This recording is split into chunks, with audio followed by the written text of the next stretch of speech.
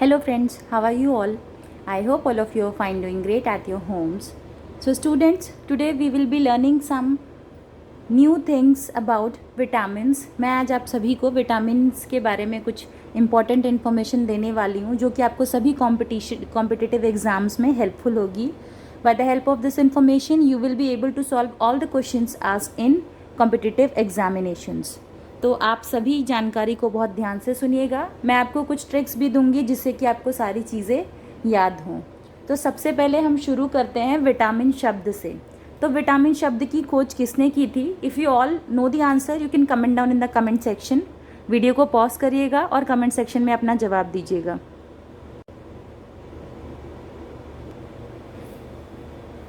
तो विटामिन शब्द के जनक जो है वो है कैसिमिर फुंक। आपको बुक्स में सिर्फ फुंक भी मिलेगा और 1912 में इन्होंने विटामिन शब्द की खोज की थी।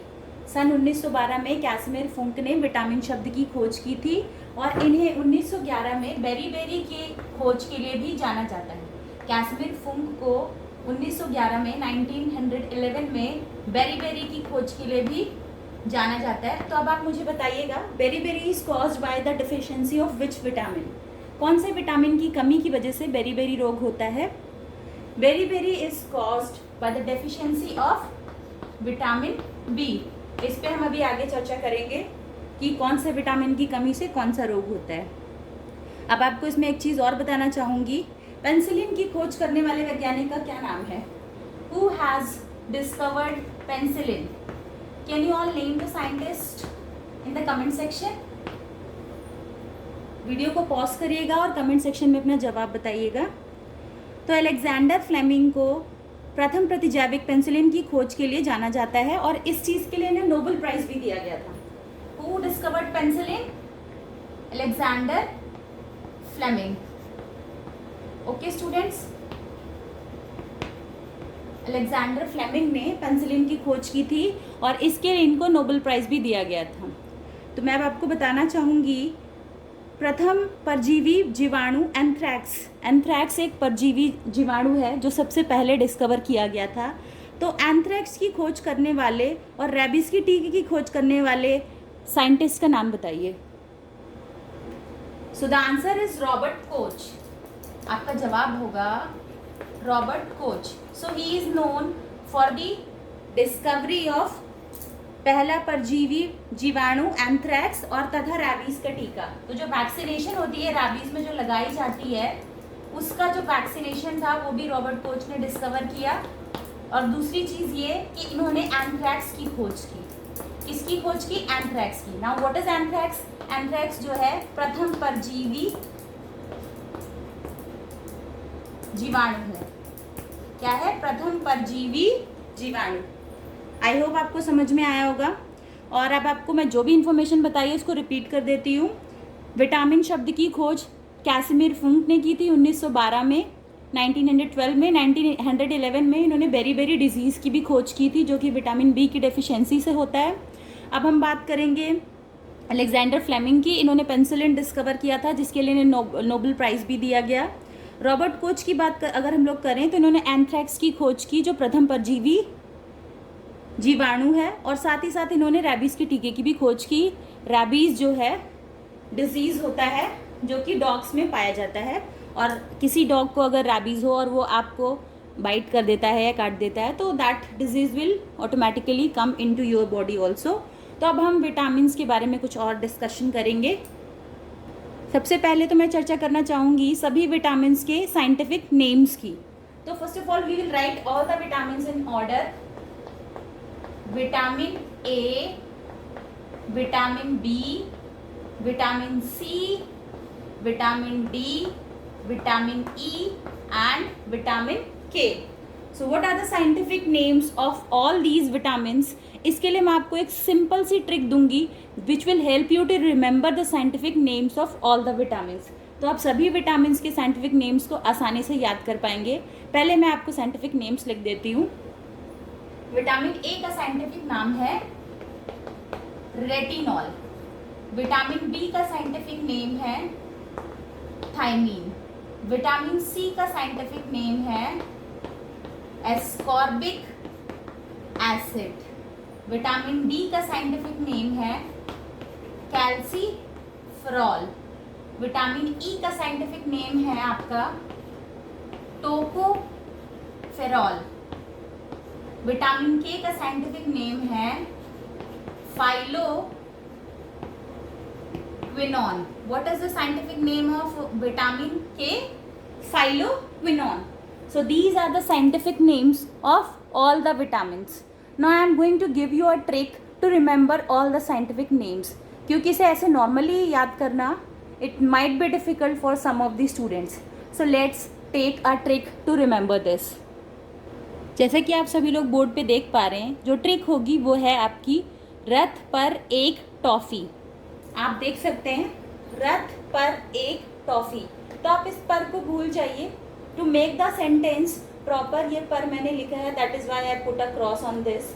रथ पर एक टॉफ़ी, र से आपका रेटिनॉल हो जाएगा, बी विटामिन बी, था से थाइमीन, विटामिन सी, ए से एस्कॉर्बिक एसिड, विटामिन डी का साइंटिफिक नेम का से कैल्सीफेरॉल, विटामिन ई का साइंटिफिक नेम ई से टोकोफेरॉल, विटामिन के का साइंटिफिक नेम इज फाइलोक्विनोन।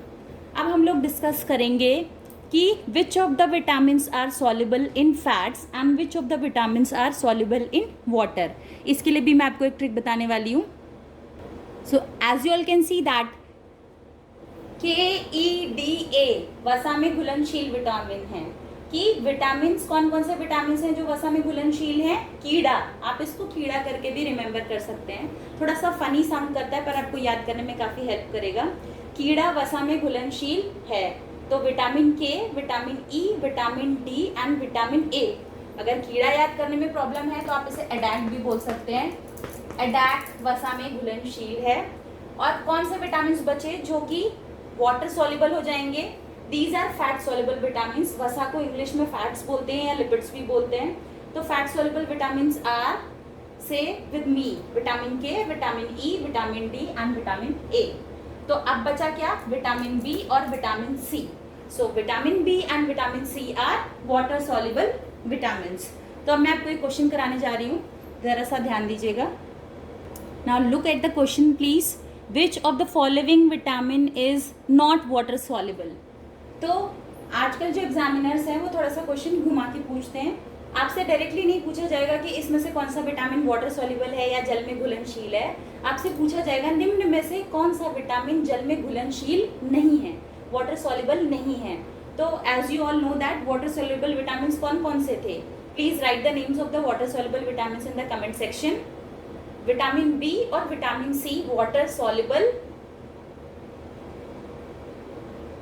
नहीं थे। ठीक है। Which of the following vitamin is not water soluble? तो आपका विटामिन ए जो कि वसा में घुलनशील है, विटामिन के भी वसा में घुलनशील है। तो इसका आंसर होगा ए एंड के, because which of the following vitamin is not water soluble? जो पानी में ना घुले वो क्या है? विटामिन ए और विटामिन के। जल में घुलनशील सिर्फ दो ही विटामिन हैं जो हैं vitamin B and vitamin C. Now moving on to the next question, which of the following vitamin is not fat soluble? वसा में घुलनशील विटामिन निम्न में से कौन सा नहीं है? इस नहीं पे आपको ध्यान जरूर देना है। तो फैट सॉल्युबल विटामिन थे विटामिन एडैक या फिर कीड़ा, KEDA। तो आप इसमें से के, डी और ए को हटा देते हैं तो कौन सा फैट सॉल्युबल विटामिन नहीं है? Vitamin C. So the right answer is vitamin C. Now let's move on to the next topic, that is the disease which are caused by vitamins deficiencies. Okay, now you all can see on the disease written on the board. So vitamin A की deficiency से कौन सा disease होता है? By the deficiency of vitamin A, nyctalopia is caused. अब ये nyctalopia आपको देखने में कुछ नया लग रहा होगा। It's very simple. Why I have written nyctalopia? क्योंकि अब नाम जो है एग्जामिनेशन में नाइट ब्लाइंडनेस भी आ सकता है। So this nyctalopia is also known as night blindness. रतौंधी भी बोलते हैं हिंदी में, इंग्लिश में नाइट ब्लाइंडनेस या निक्टोलोपिया बोलेंगे। इसके जो सिम्टम्स होते हैं, तेज प्रकाश में, यानी आपको बहुत, अगर लाइट आपके फेस पे बहुत तेज पड़ रही है तो आपको कम दिखाई देगा, रात में आपको नहीं दिखाई देगा। Loss of vision during night or in a sharp light. Okay, now vitamin B की कमी से कौन सा डिजीज होता है? That is beri. Now beri disease में जो सिम्टम्स होते हैं, इसमें आपको विटामिन बी का इससे सबसे पहले मैं पूछना चाहूंगी विटामिन ए का रासायनिक नाम क्या है? Right down the scientific name of vitamin A in the comment sections, क्योंकि जैसे ही आप लिखेंगे आपको याद होगा। नाउ विटामिन बी का साइंटिफिक नेम भी आप कमेंट सेक्शन में जरूर लिखिएगा। विटामिन बी की कमी से बेरी होता है, और इसके जो सिम्टम्स हैं इसमें आपको भूख बहुत कम लगेगी। बेरी में आपको भूख बहुत कम लगती है, that is the symptom of beri. Now if I talk about vitamin C, so by the deficiency of vitamin C scurvy disease is caused. कौन सा रोग होता है? स्कर्वी होता है। स्कर्वी में आपको क्या होता है? मसूड़ों से खून निकलेगा आपके, the blood will come out of the, आपका जो मसूड़े हैं उससे आपका खून निकलेगा, ठीक है। और मानव शरीर में जो आपकी रोग प्रतिरोधक क्षमता होती है वो भी कम हो जाती है।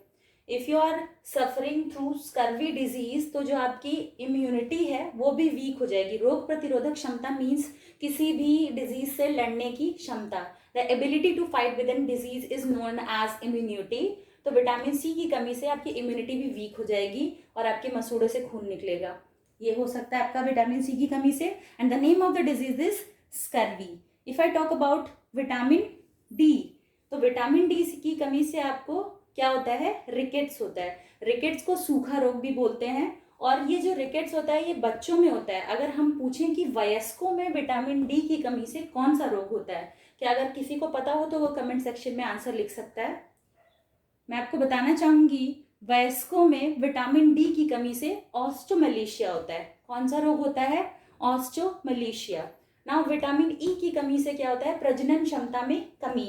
प्रजनन क्षमता में कमी जिसको आप कह सकते हैं रिप्रोडक्टिविटी में आपकी कमी आएगी, ठीक है।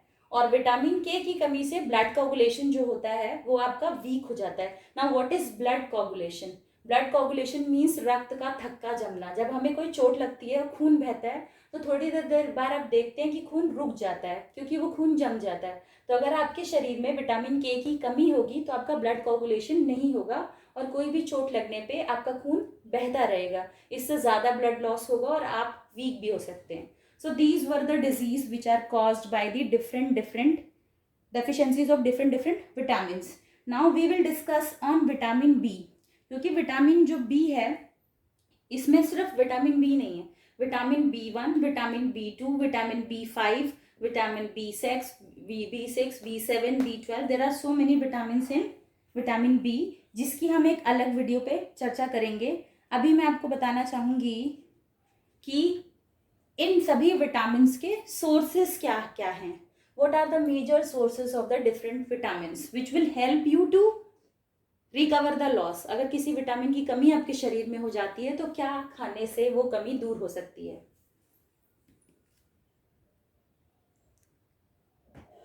There are many sources of the different vitamins, but we will discuss on few of them. ऐसे तो बहुत सारे sources होते हैं जिसके जरिए आपको विटामिन्स की कमी पूरी की जा सकती है, पर मैं कुछ पे आपसे चर्चा करने जा रही हूँ। I am teaching bilingual so that the students who can not understand English उनको भी समझ में आ जाए, जिनको हिंदी आती है वो भी समझ सकें। तो विटामिन ए के जो सोर्सेज हैं वो आपके कैरेट, गाजर, पपीता, एप्पल, सेब, टोमेटो, टमाटर। विटामिन बी के सोर्सेज हो गए सीरियल, सीरियल मीन्स अनाज, अनाज में आपका गेहूं, जौ, बाजरा सब कुछ आ जाता है। मिल्क, दूध, एग, अंडा इत्यादि। विटामिन सी के जो सोर्सेज होते हैं वो है सोर फ्रूट्स, मैंने यहाँ क्यों लिखा है, जो खट्टे फल होते हैं, जैसे कि आप ले सकते हैं इसमें आंवला, ऑरेंज,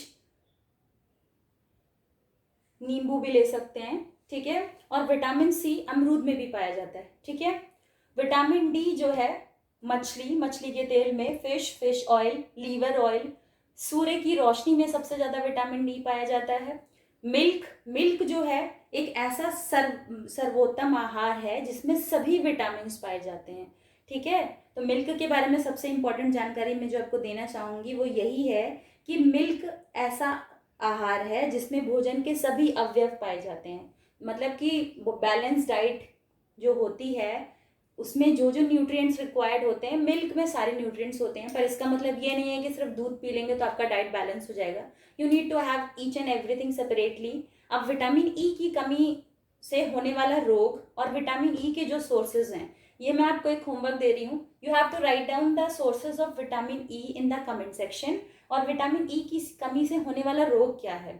विटामिन ई की कमी से प्रजनन क्षमता में कमी आती है, पेशियां आपकी कमजोर हो जाती हैं, जो हड्डियों का निर्माण में सहायक होता है विटामिन ई, तो आपकी पेशियां भी कमजोर हो जाती हैं, मसल्स वीक हो जाती हैं. तो इसके सोर्सेज आपको कमेंट सेक्शन में मुझे लिख के देने हैं. नाउ विटामिन के जो सोर्सेज हैं वो हैं ग्रीन लीफी वेजिटेबल्स यानी हरी पत्तेदार सब्जियां, अंडा और स्प्राउट्स. स्प्राउट्स में आपके अंकुरित गेहूं, ये विटामिन के का सोर्स होता है.